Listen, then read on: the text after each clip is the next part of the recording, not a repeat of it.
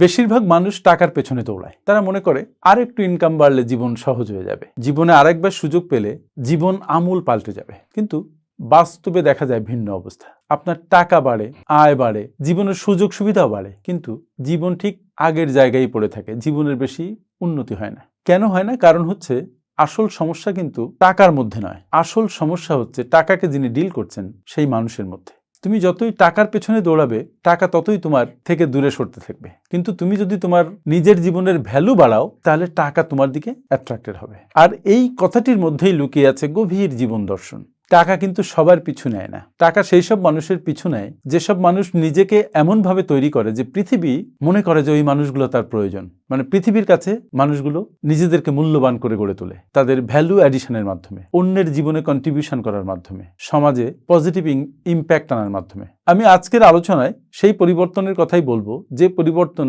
আপনার মধ্যে ঘটলে আপনি টাকার পেছনে দৌড়াবেন না, বরং টাকাই আপনার প্রতি আকর্ষিত হবে, টাকাই আপনার পেছনে দৌড়াবে। আপনি হয়ে যাবেন এক অন্য মানুষ, ভিন্ন প্রকৃতির মানুষ, যে মানুষ আপনি আগে ছিলেন না কখনোই।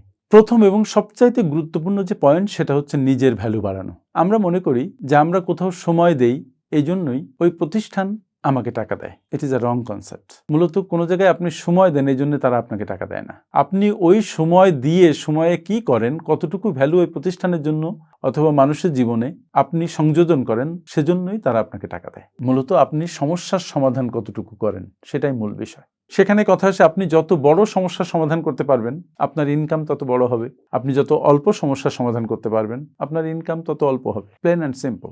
একটা মানুষ যদি সারাদিন অনেক কাজ করে কিন্তু খুব অল্প আয় করে, তাহলে বুঝতে হবে সারাদিন কাজ করার ফলে তিনি যে ভ্যালু ক্রিয়েশন করেছেন সেটা বড় অল্প। ব্যস্ত থাকা আর প্রোডাক্টিভ থাকা এক নয়। কিন্তু কিছু মানুষ আছে, তারা এমন দক্ষতা নিজের মধ্যে ধারণ করে, এমন দক্ষতার উন্নয়ন করেছে, নিজেদেরকে এমন দক্ষ করে তুলেছে যে কাজ অন্য অনেক কম মানুষে পারে, এবং সেই কাজের মাধ্যমে তারা কোম্পানিতে মানুষের জীবনে অনেক বড় ভ্যালু এডিশন করতে পারে, এবং সেই জন্য তাদের বেতনও অনেক বেশি, তারা আয় করে অনেক বেশি। আরেকটা কথা মনে রাখা দরকার, যে নিজের ভ্যালু বাড়ানো মানে কিন্তু শুধু স্কিল বাড়ানো নয়। আপনার চিন্তা ভাবনা, আপনার ধ্যান ধারণা, আপনার সিদ্ধান্ত নেয়ার ক্ষমতা, মানুষের সাথে আপনার আচরণ, আপনার পজিটিভ অ্যাটিটিউড, আপনার বিশ্বাসযোগ্যতা, এসব মিলিয়েই কিন্তু আপনার ভ্যালু বৃদ্ধি হয়। জিম রন বলতেন, নিজেকে এমন মানুষ হিসেবে তৈরি করো যাকে হারালে পৃথিবীর ক্ষতি হয়। ঠিক সেরকম আপনি নিজেকে এমনভাবে তৈরি করেন যেন আপনাকে হারালে যে প্রতিষ্ঠানের জন্য আপনি কাজ করছেন তাদের ক্ষতি হয়। তার অর্থ হচ্ছে আপনি সেখান থেকে চলে এসে তাদের ক্ষতি করবেন, ব্যাপারটা তেমন নয়। আপনি নিজেকে যত মূল্যবান করে গড়ে তুলতে পারবেন, আপনার ইনকাম তত বেড়ে যাবে। পয়েন্ট নাম্বার 2, শিখতে কখনো থামা যাবে না। এই যে ভ্যালু বাড়ানো, এই প্রক্রিয়ার সাথে আরেকটি বিষয় প্রচণ্ডভাবে অঙ্গাঙ্গিভাবে জড়িত, সেটা হচ্ছে নিয়মিত শেখার অভ্যাস।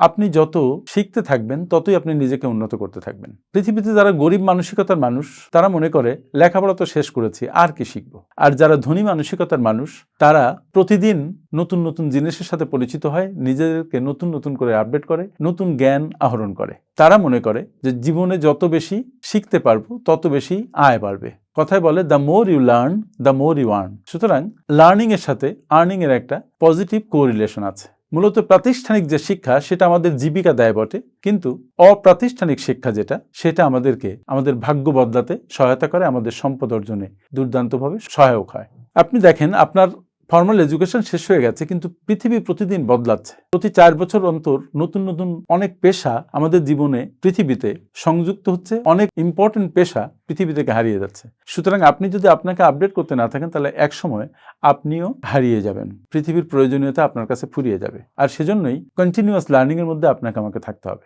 If we want to grow, if we want to live long, work long in this world. Number 3, নিজের কাজের মান বাড়াতে হবে। আপনি শুধু শিখলেন, সেটা কিন্তু এনাফ না।